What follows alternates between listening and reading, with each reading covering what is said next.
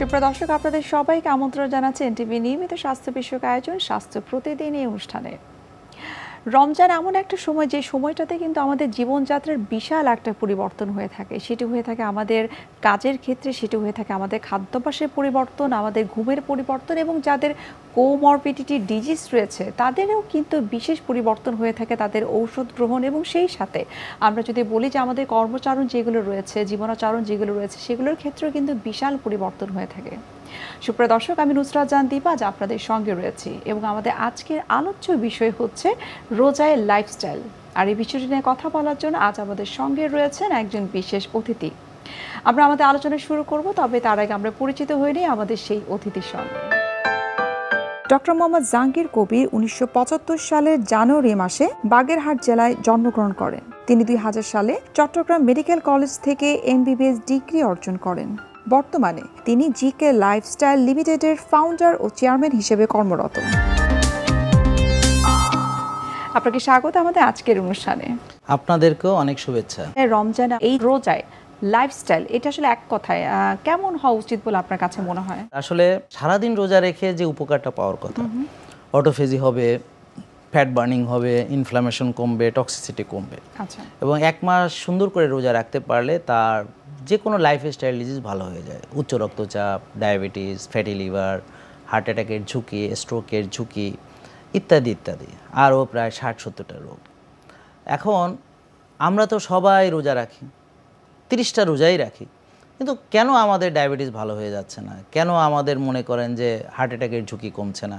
কেউ তো আবার রোজা রেখে আবার ওজনও বেড়ে যায়। এর কারণ হচ্ছে যে সারাদিন রোজা রাখার পরে আপনাকে খেতে হবে আগে হচ্ছে পানি জাতীয় খাবার, কিন্তু আমরা কি করছি, ভাজা পোড়া খাচ্ছি। তো কিভাবে ভাজছেন? যেমন অনেক সময় আমরা সয়াবিন অয়েল ব্যবহার করি।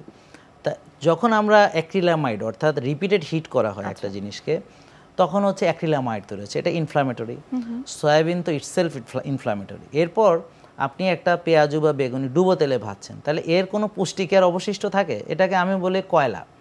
তো এখন এই ড্রাই ফ্রুটটা, মরা খাবার যেটা, তো সেটাকে মাইরে আবার কয়লা বানানো হয়েছে, সেটা যখন আপনি খাবেন এটা কিন্তু পানি টানবে। তো এটা খেলে আপনার আরও পিপাসা বাড়বে। তো আপনি আবার খাচ্ছেন শরবত, মানে একদম ডিরেক্ট সুগার লেভেল পিক করছে। সারাদিন ছিল সুগারটা মানে একদম নিয়ন্ত্রণের ভিতরে, হঠাৎ করে এতগুলো সুগার ঢুকছে। তারপরে আমরা আবার মানে সহজপাচ্য খাবার না খেয়ে গুরুপাক খাবার খাচ্ছি, মশলা টশলা দেওয়া একেবারে কালা ভুনা বা এই জাতীয় খাবারগুলো খাচ্ছি, তো এগুলো পানি টানছে। এখন আমাদের দরকার ছিল যে এমন একটা খাবার চুজ করা যেটা নন ইনফ্লামেটরি, মানে যেটা আপনার শরীরে অ্যান্টি ইনফ্লামেটরি খাবার, যেমন আপনি হলুদ, তারপর হচ্ছে যে আপনার চিয়া সিড, আপনার ডাবের পানি, মানে যে যেটা অ্যাভেল করতে পারে, বা একটু পিঙ্ক সল্ট মেশানো পানি, বা একটু লেবুর সঙ্গে পিঙ্ক সল্ট মেশানো পানি, বা একটু ভিনেগার, এরকম অনেকগুলো অপশন কিন্তু আমাদের আছে। বা আমরা তোকমা ভিজিয়ে রেখে খাই, তারপরে হচ্ছে যে চিয়া সিডের সঙ্গে, তোকমার সঙ্গে, ইসবগুলের ভুসির সঙ্গে মিশিয়ে আমরা খাইতে পারি। তারপর গ্রিন জুস তৈরি করতে পারি। তারপরে ভালো হেলদি আরও অনেকগুলো অপশন আছে। তো এখন আমরা সেটা না করে কেন আমরা এই ভাজা পোড়া খাচ্ছি? তা আমাদের কমন প্র্যাকটিস হচ্ছে পেঁয়াজু, বেগুনি, সোনা, তারপর মুড়ি, তারপর বুরিন্দা, তারপর শাহি জিলাপি ইত্যাদি সব একত্রিত করে আমরা মেখে খাচ্ছি। আবার বড় বাপের পোলায় খায় নাকি আরও কিছু খায় তারা, ডুবো তেলে ভাজা। তো এগুলো খাওয়ার পরে আমি আবার নামাজ পড়ে এসে তারাবির আগে আবার খাচ্ছি অনেক কিছু খেয়ে, আবার তারাবি শেষ করে এসে আবার ফ্রিজ খুলে দেখছি যে আর কি আছে। এরপর যখন সেহরি খাচ্ছি মনে হচ্ছে যে আমি 3 মাস খেতে পারবো। তো এর ফলে দেখা যাচ্ছে যে রোজার মাসে খাবার খরচ 3 গুণ, এবং ঈদের দিন তো এমন খাবার খাচ্ছে যে অনেকে হাসপাতালে যাচ্ছে। শর্ট পিরিয়ডের মধ্যে কিন্তু অনেকগুলো খাবার খাওয়া হচ্ছে, অনেকগুলো খাবার খাচ্ছে। এবং সে এরপরে যখন ঈদের দিন আসলো, তখন তো সে সারাদিন খেয়ে আবার দেখা যাচ্ছে যে শরীর খারাপ, এবার সে হাসপাতালে ভর্তি, ডায়রিয়া। তা এইটা কি রোজার মহিমা? এর ফলে তো আমরা উপকারগুলো পাচ্ছি না। তা আমাদের এই জন্য উপকার পেতে হলে যেটা করতে হবে যে আমি ইফতারিতে কোন ধরনের খাবার পছন্দ করব, কোনটার পরে কি খাবার, অর্থাৎ প্রথমে হচ্ছে তরল খাবার, তারপর হচ্ছে সেমি সলিড, তারপর হচ্ছে সলিড ফুড। যেমন ধরেন সেমি সলিডের ভিতরে অনেক কিছু আমরা বন ব্রথ করতে পারি, আমরা ভালো কোয়ালিটির অনেক কিছু আছে, যেমন আপনি গ্রিন জুস, তারপর হচ্ছে যে বিটকা ভাস, চাল কুমড়ার জুস, মানে অনেক কিছু আছে যেগুলো আমরা করতে পারি। আর হচ্ছে ইফতারির সময় যেমন ধরেন শশা, এটা কিন্তু শরীরকে পানি দিচ্ছে, আর এটা জীবন্ত খাবার। তারপর আপনি যদি ফল পছন্দ করেন তাহলে দেখেন আমাদের দেশীয় অনেক রকম ফল আছে, হয়তো জাম্বুরা আছে, হয়তো আমড়া আছে, হয়তো কদবেল আছে, আমলকিগুলো দিয়ে আমরা সুন্দর একটা গ্রিন জুস তৈরি করে ফেলতে পারি। আর বিদেশি ফলগুলোর প্রবলেমটা হচ্ছে দেখেন দেশের বাইরে থেকে আসছে, আপনি অ্যাপেলটা রেখে দেন 3 মাসে পচবে না। তার মানে কেন পচবে না? তার ও তো মারা গেছে, ওকে তো এখন ফরমালিন দিয়ে রাখা হয়েছে, অনেক কেমিক্যাল দিয়ে তাকে রাখা হয়েছে। এই যে আউটার কেমিক্যালগুলো কিন্তু ভিতরেও প্রবেশ করছে এবং ইনার কেমিক্যালগুলো আসছে কেমিক্যাল ফার্টিলাইজার, পেস্টিসাইড থেকে। এগুলো তো আমাদের একটা থ্রেট আছেই। তো আমরা যদি প্রথম দিকে চিন্তা করি যে আমি একটু লেবুর শরবত, মানে চিনি ছাড়া কিন্তু, হ্যাঁ, এখানে একটু পিঙ্ক সল্ট অ্যাড করলাম, বেলের শরবত, তারপর হচ্ছে যে ধরেন অনেকগুলো ফল আছে যেগুলো, ডালিম আছে, তরমুজ আমরা খেতে পারি, হ্যাঁ, তারপরে যেই খাবারগুলোতে আমাদের শরীরকে পানি দিচ্ছে আর শুকনা খাবার পানি টানছে, হ্যাঁ, সহজপাচ্য খাবার, যেমন ধরেন আমরা লাউ, ডিম দিয়ে লাউ দিয়ে সুন্দর লাউ রান্না করে খেতে পারি। তো লাউটা কি করছে, আপনাকে ভালো ফাইবার দিচ্ছে, হ্যাঁ, আপনাকে ভালো শক্তি এনার্জির জন্য যা যা দরকার সব কিছু দিচ্ছে আর দ্রুত হজম হচ্ছে। এখন আমি যদি সেটা না খেয়ে ধরেন একেবারে কালাভুনা খাচ্ছি বা একেবারে ডুবো তেলে ভাজা কিছু খাচ্ছি, অথবা মনে করেন যে আমরা মানে ওই যে গরুকে কিভাবে পুড়িয়ে টুড়িয়ে এনে একেবারে পরোটা দিয়ে টিয়ে খাচ্ছি, তো এর ফলে কী হবে, সারাদিন কিন্তু পিপাসা লাগবে, সারাদিন পিপাসা লাগবে, তারাবি পড়তে গেলেও কিন্তু ভালো ফিল করবে না। তো এই যে খাবারগুলো, চয়েসগুলো, যেমন আমাদের সবজি, তারপরে আপনি ডিম, তারপরে হচ্ছে আমাদের যে মাছ আছে, তারপরে হচ্ছে যে মুরগির মাংস আছে সহজে হজম হবে, কবুতরের মাংস আছে সহজে হজম হবে। 85% রোগ খাবার থেকে আসছে। আমাদের অনেক ডাক্তাররা কিন্তু এখন বলছেন যে জাঙ্ক ফুড অ্যাভয়েড করেন, প্রসেসড ফুড অ্যাভয়েড করেন। আগে ডাক্তাররা 6 বেলা খেতে দিতেন, এখন অনেকে কিন্তু রোজার উপকারিতা নিয়ে কথা বলছেন এবং পুষ্টিবিদরাও কিন্তু এই যে ইন্টারমিডিয়েন্ট ফাস্টিংটাকে নিয়ে আসছেন। তো এই যে ইন্টারমিডিয়েন্ট ফাস্টিংয়ের সঙ্গে এটার যে কম্বিনেশনটা, এটা কিন্তু সবাই নিয়ে আসছেন। এখন সবাই ব্যায়ামের উপকারিতা নিয়ে বলছেন। তো এভাবে যদি আমরা সবাই মিলে একটা টিম আকারে, ডাক্তার, পুষ্টিবিদ এবং অন্যান্য সবাই এবং যারা স্বাস্থ্য সচেতন, তারা যদি ন্যাচারাল খাবার, অর্গ্যানিক তো আসলে একটা অনেক বড় ব্যাপার, কারণ অর্গ্যানিক একটা খাবার যদি অর্গ্যানিক হতে হয় তাহলে এটা টোটাল কেমিক্যাল ফ্রি হতে হবে। তো এখন আমাদের দেশে তো কেমিক্যাল ফ্রি জমি নেই, আমাদের এখানে জমিতে হেভি মেটাল আছে, কেমিক্যাল ফার্টিলাইজার, পেস্টিসাইড, রেসিডিউ আমাদের আসছে, আমরা স্প্রে করে ফসল বড় করছি, আবার পচনশীল দ্রব্যগুলো যেন পচে না যায়, তার জন্য মাছ যেন পচে না যায়। এই জন্য আমরা তো আসলে বায়ু দূষণ করে ফেলেছি, আমাদের তো পানি ভালো নেই, তো আমাদের তো অনেক রকম থ্রেট আছে। তো এখন যদি আমরা অন্তত প্রাকৃতিকটাও পাই, দেশীয় পদ্ধতিতে পাই, যেমন সবাই কিন্তু মানে দামি অলিভ অয়েল খেতে পারবে না, কিন্তু একটা ঘানিতে ভাঙানো খাঁটি সরিষা কিন্তু আমরা খেতে পারি। তা আমাদের কিন্তু অপশন আছে। তো এখন ধরেন আমি যদি সমুদ্রের মাছ না পাই, আমি তো একটা পুকুরের ভালো মাছ খেতে পারি, চাষের মাছ না খেয়ে, বা নদীর একটা ভালো মাছ খেতে পারি। এখন বুড়িগঙ্গাও যদি একটা নদী হয়, তাহলে তো এই নদীতে যে মাছ পাচ্ছি সেখানেও আমাদের প্রবলেম আছে। তা আমি বলছি যে এই যে এত আমাদের থ্রেট স্বাস্থ্যের জন্য, বাতাস ভালো না, পানি ভালো না, আমরা গাছ কেটে ফেলেছি, বৃক্ষ নিধন। এখন যদি আমরা যারা স্বাস্থ্য নিয়ে কাজ করি, তারা যদি একটি ছাতার নিচে ডাক্তার পশু সবাই মিলে যদি রোগীদেরকে সচেতন করি যে দেখেন আপনি অর্গানিক না, আপনার প্রাকৃতিক খান, অন্তত খারাপটা বেশি না খেয়ে আপনি একটু ভালোটা খান, অনেক না খেয়ে কম খান, তাহলে বাজেট সাশ্রয়ী হবে। যারা একজন ধরেন একটু সরিষা খেতে একটু খরচ বেশি, সয়াবিন একটু খরচ কম। তো এখন আবার অনেকে কিন্তু সানফ্লাওয়ার খাচ্ছে, ভাবছে এটা ভালো তেল।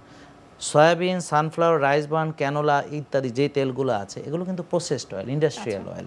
তো এই জন্য এগুলো বাদ দিয়ে যদি আমরা সেই দেশীয় পদ্ধতি, আমরা বলতে পারি না যে যে ধরনের তেলই আমরা খাই না কেন, তেলের পরিমাণটা কিন্তু কমই থাকতে হবে। হ্যাঁ, আপনি সেটা ঠিক বলেছেন। যেমন ধরেন আমরা যদি কম বিষ খাই, হ্যাঁ, যে আমি অল্প বিষ খেলাম, কিন্তু অনেক দিন খেলে কিন্তু সেটার বিষক্রিয়াটা আসবে। তো এই জন্য আমরা যদি ইনফ্লামেটরি তেল বাদ দিয়ে প্রাকৃতিক তেল ব্যবহার করি, ঠিক আছে, যেমন কোকোনাট অয়েল, ঘি, তারপর হচ্ছে অলিভ অয়েল, হ্যাঁ, সরিষা, এগুলো অল্প পরিমাণেই খেতে হবে, বেশি কোনোটাই ভালো না। তো এখন হচ্ছে যে আপনি বেশি খেলেন, পরিমাণ অবশ্যই কম, পরিমিত হতে হবে। পরিমিতি বোধ বজায় না রেখে অতিরিক্ত যাই করবেন সেটাই ক্ষতির কারণ হবে। কারণ যে খাবারই আপনি যদি আসমান থেকেও খাবার নিয়ে আসেন, যদি বেশি খান, সেটাকে বার্ন না করেন, সেটাই আলটিমেটলি হার্ট অ্যাটাকের কারণ হবে, সেটাই আলটিমেটলি ওজন বাড়াবে, সেটাই চর্বি জমাবে, সেটাই ডায়াবেটিসের কারণ হবে। তার মানে আপনাকে তো বার্ন করতে হবে। তো এই জন্য এই কনসেপ্টটা যে আপনি বললেন, যে এটা কিন্তু একটা খুব ইম্পর্টেন্ট পয়েন্ট আপনি বলেছেন, এটাকে আমরা সহজে ছেড়ে দিচ্ছি না। সেটা হলো কি, যে আমরা যদি অল্প অল্প করে বিষ খাই, ঠিক আছে, আমি বেশি খেলে যে ক্ষতি হবে তার চেয়ে কম হবে, এটা আমি মানছি, কিন্তু অন দ্য লং, মানে আপনি ধরেন 50 বছর খেলেন, সেটার ইম্প্যাক্ট কি? যেমন ধরেন আপনি গ্যাসের ওষুধ তো খেলেন, তো এখন যদি 50 বছর খান, তাহলে এটার ক্ষতিটা কেমন? তো এই জন্য 1-2 দিন খেলে তার কি ক্ষতি? এই জন্য সে তো এটা সারা জীবন খাচ্ছে। আপনি বলছিলেন যে আমরা যেই খাবারই খাই না কেন সেটাকে বার্ন করাটা অনেক বেশি জরুরি। হ্যাঁ, এখানে আরেকটা বার্ন গুরুত্বপূর্ণ, করার বিষয়টি আসলে কিভাবে করতে হয় আমরা জানি যে ফিজিক্যাল অ্যাক্টিভিটিস, সেটা যদি আমাদেরকে একটু বিস্তারিত বলতেন। এখানে না, এখানে যে গুরুত্বপূর্ণ পয়েন্টটা যেটা আমি বারবার বলার চেষ্টা করছি সেটা হচ্ছে কি, দেখেন পয়জন বার্ন করা যায় না। তো এই জন্যে আমি যদি মনে করি যে আমি pizza, burger, sandwich, Coke, Fanta, 7 up ইত্যাদি খাবো এবং এটাকে বার্ন করব, এটা কিন্তু একটা কনসেপ্ট আছে। আমরা রানিং ইভেন্টগুলোতে যাই, রানিং করা শেষে আমাদের আইসক্রিম দেওয়া হয়, বার্গার, স্যান্ডউইচ দেওয়া হয় ইত্যাদি ইত্যাদি। তো এগুলো যে জাঙ্ক ফুড, এটা জাঙ্ক, অলওয়েজ জাঙ্ক। তো এগুলো বার্ন করা যায় না, ক্যালোরি বার্ন করা যায়। তো এই জন্য এটা খুব গুরুত্বপূর্ণ যে আমি ব্যায়াম করি বলে আমি যা ইচ্ছা তাই খাবো, এটা ঠিক না। আমাকে অবশ্যই মানে ন্যাচারাল খাবারগুলো খেতে হবে। অর্গানিক আমি বলবো না, কারণ 18 কোটি মানুষ অর্গানিক খেতে পারবে না, বাট ন্যাচারালটা খেতে পারবে। তো এই জন্যে আপনি processed, ultra processed food avoid করতেই হবে। এখন একদমই খাবেন না তা না, আপনি হয়তো মাসে একবার খেলেন, সেটা আলাদা ব্যাপার। এইটাতে আমার একটা প্রশ্ন যে আমরা তো আসলে সামাজিকতা অ্যাভয়েড করতে পারবো না। আমি সেটাই বলছি, অনেক সময় অনেক দাওয়াত থাকে, অনেক নিজেদের ঘরে বাড়িতে অবশ্যই এটা আমি আসছি। সেটা হচ্ছে কি, দেখেন আপনি যদি রেগুলার ভালো খাবার খান, একদিন দাওয়াত খান, তাহলে কিন্তু অসুবিধা নেই।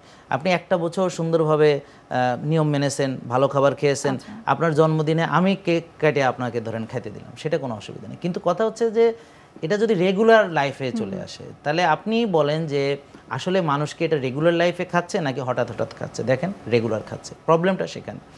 তা এইটা যে বার্ন করা সম্ভব না, এটা আমাদেরকে রোগীদেরকে গুরুত্ব দিয়ে বোঝাতে হবে। আমরা যদি বুঝাই তাহলে সে খেতে একটু চিন্তা ভাবনা করবে, আর আমরা যদি তাকে বলে দেই আচ্ছা খান, তাহলে তো সে আর কোনো চিন্তা ভাবনা করবে না, আর সে তখন বেশি খাবে। প্রথমে কিন্তু যে কোনো জিনিস প্রথমে শুরু হয় অল্প খাওয়া দিয়ে, তারপর কিন্তু বেশি খেতে থাকে। তো যারা অ্যাডিকশনে যায় তারা কিন্তু প্রথমে অল্প অল্প নেয়, পরে অ্যাডিক্টেড হয়।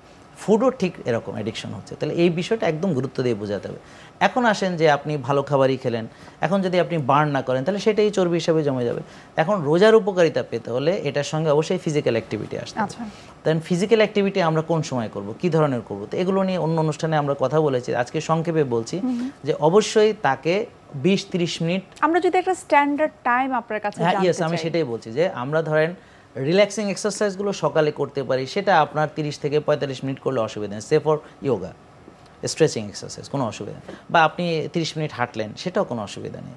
বা আপনি রোদ লাগালেন, ঘাসে হাঁটলেন, সেটাতে কোনো প্রবলেম নেই। সকালের রোদ লাগালেন, দুপুরের রোদটা একটু অ্যাভয়েড করলেন। কিন্তু যদি রিয়েল মানে এক্সারসাইজ করতে যান, যেমন আপনি মাসেল বিল্ডিং করবেন, হাই ইন্টেন্সিটি করবেন, এটা কিন্তু আপনি 15-20 মিনিটের বেশি করা উচিত। এটা হয়তো ছেলেদের ক্ষেত্রে, কিন্তু মেয়েরাও সেম। মাসেল বিল্ড আপ করে না। দেখুন বোন, প্লিজ একটা জিনিস কি, মেয়েরা স্ট্রেংথ ট্রেনিং করেছে, আপনারা হয়তো এখনকার যে জেনারেশন সেটার কথা আমি বলছি না, ঢেকি পারানো স্ট্রেংথ ট্রেনিং, একটা কলস উঠানো স্ট্রেংথ ট্রেনিং, একটা 10 কেজি বাচ্চাকে কোলে নিয়ে হাঁটা, এটা একটা স্ট্রেংথ ট্রেনিং।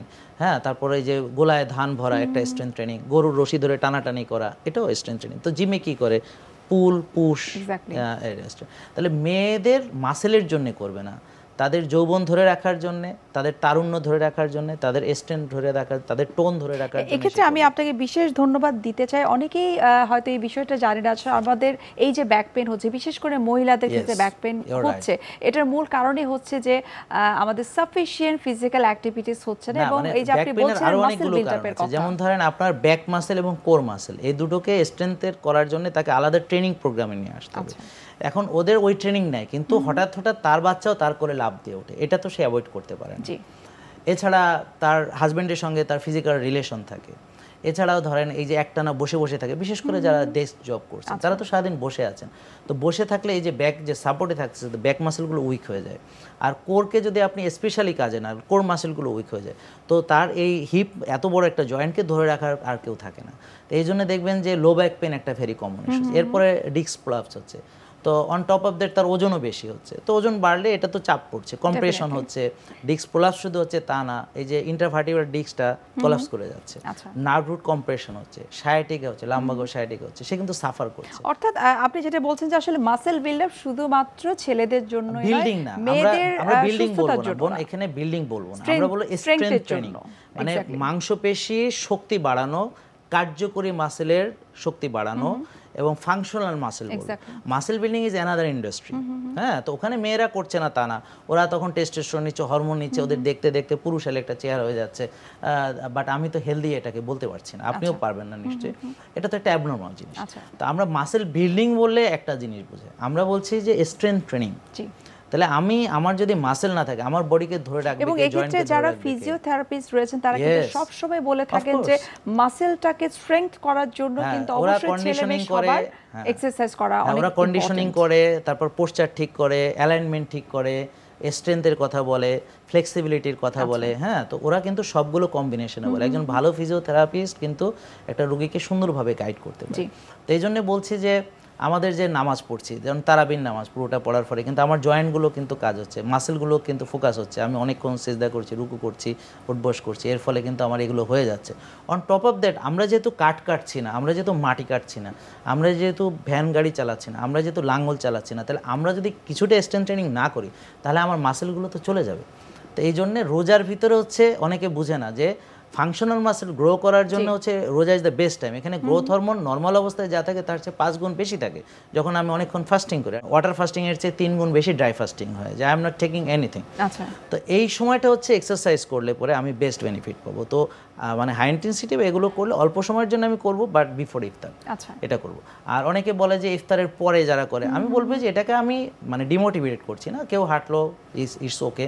এখন আমি ভরা পেটে তো বেশি কিছু করতে পারবো না, হাঁটাহাঁটি হয়তো করতে পারবো, ইটস ওকে। এবং এই ক্ষেত্রে তো মেটাবলিজমের একটা বিষয় রয়েছে, এটা সব সময় আপনি রোগীদেরকে যদি বলেন যে তোমরা খাওয়ার পরে একটু হাঁটাহাঁটি করো, এটা ডাইজেশনের জন্য ভালো, এটা একটা বল। আরেকটা ব্যাপার হচ্ছে অনেকে আমাদের প্রশ্ন করে থাকেন রমজানে আমি ঘুমের ব্যাপারটা, তো আমি সবাইকে পরামর্শ দেবো, প্রিয় দর্শক আপনারা তারাবি পড়ে ঘুমিয়ে পড়ুন, তারপরে উঠে আপনি তাহাজ্জুদ পড়ুন এবং ফজরের নামাজ পড়ে আবার ঘুমান।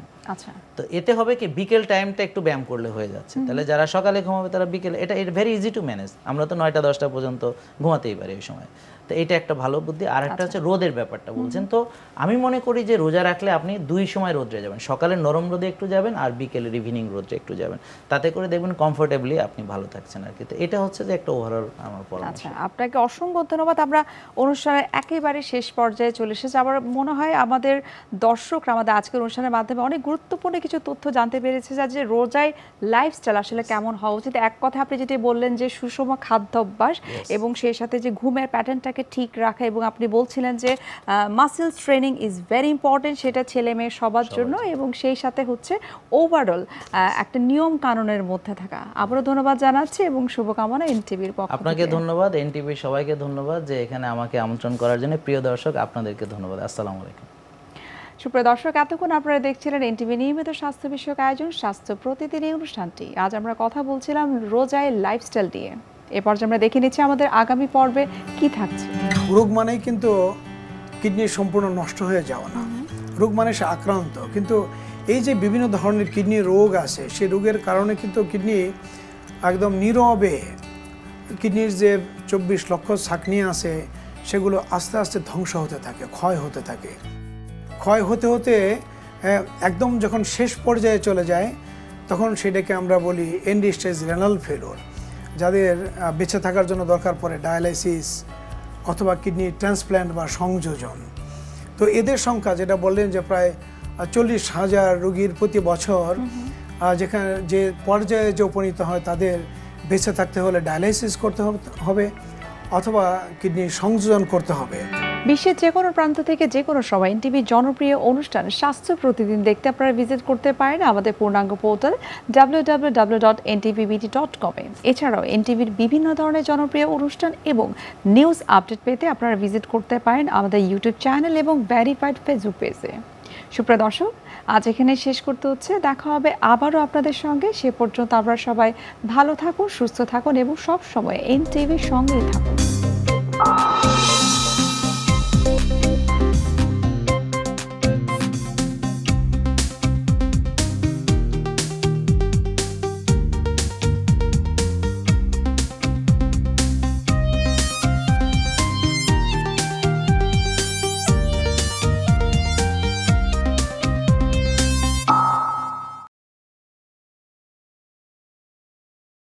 এই ঈদে জামা জুতো অ্যাক্সেসরিজের ডিসকাউন্ট।